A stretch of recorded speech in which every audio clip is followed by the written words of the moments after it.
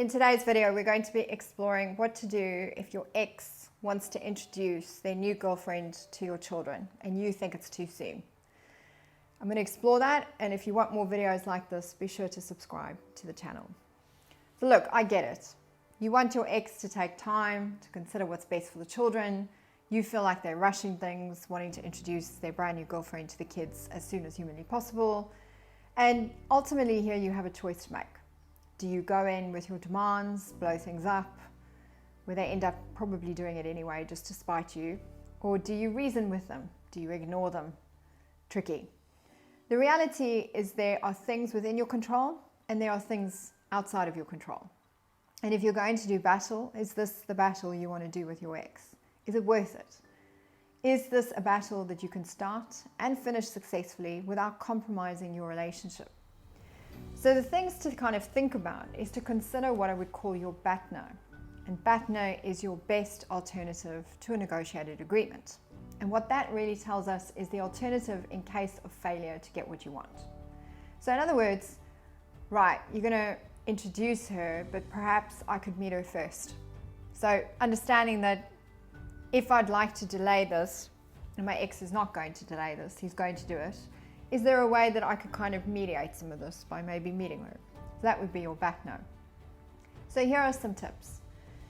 Firstly, to communicate openly with your ex and express your concerns about introducing the new girlfriend to your children too soon, discussing your expectations and the importance of ensuring the well-being and emotional stability of your kids during this transition.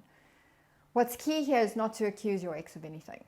So how I would do it is basically like, look, it's really great that you've met somebody. So I would always be happy for them and encourage that. That would be a really important start. Really great that you've met somebody. I'm really happy that you're happy. I know that, you want to introduce them to the kids. That's really, really great. I think it's healthy that all of you are forming your own nucleus and family. However, can I just ask that we sort of think a little bit about where the kids are at? And, little Jimmy is really struggling with emotional regulation at the moment. Is it possible that we could wait just another month and just give him a chance to kind of get to this and this level before introducing her? Maybe we could do it in a particular way where I meet her first and we have a bit of a chat about how everything's going to work, and then maybe we all do something together as a family so that Johnny doesn't feel like this has been thrust upon him or thrown in his face. So there's some kind of discussion that's happening here, and you're focusing on the well-being and emotional stability of your kids during this transition. But I wouldn't accuse your ex that they don't care about that. I would say, look, I'm absolutely assuming you care about the emotional stability of our kids and that this transition is managed well. I know you care about that as well, and this is the stuff that I was thinking about, and I don't know what you think, but this is what I was thinking. So you're kind of talking about it in a non-attacking way. Sharing, I'm really worried about this, sharing your feelings. I really need to know this, so sharing your needs and kind of sharing those things in an open way. The second thing you can think about is to evaluate the timing. So considering the length of time since the breakup, the stability of your ex's new relationship, it's kind of essential to ensure that your children have had enough time to process the separation and adjust before introducing the new romantic partner. And stating that just really simply to the person. It's like, look, I really respect that this is where you're at and this is what you're thinking. I'm really happy for you. But let's just think about it from the children's perspective. How much time has taken place here, how stable this thing is, how stable they are, and just looking at the timing. So maybe looking if you can kick this ball down the fence a little bit.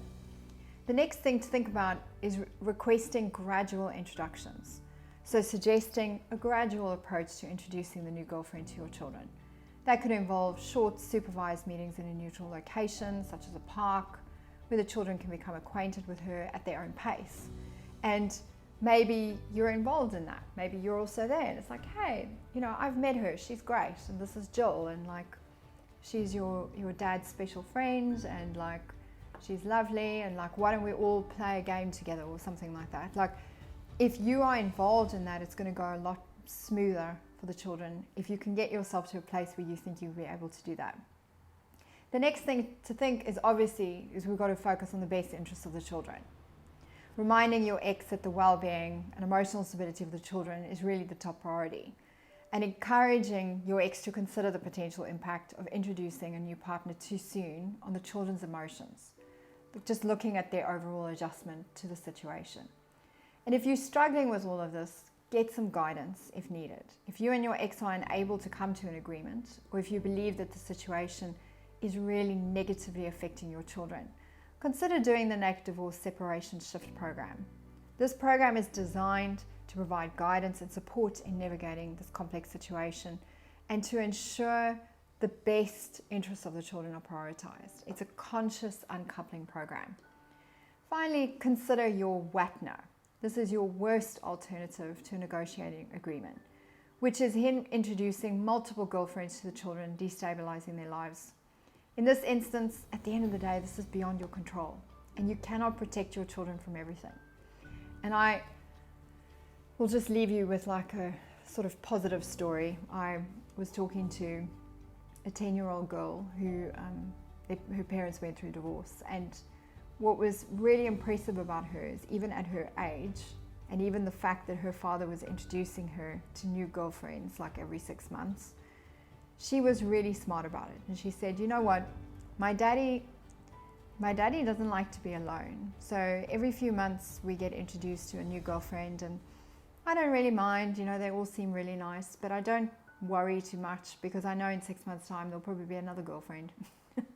And I just thought that was really amazing because her mother was just keeping everything very stable, and there was consistency and congruency in their relationship, and she was being taught self-regulation skills for herself so she could stand back from the situation and manage it as opposed to being traumatized by it.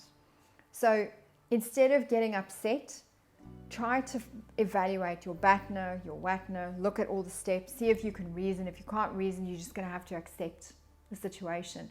In that instance, you can teach your child or your children the best way to navigate those situations, a bit like the 10-year-old girl.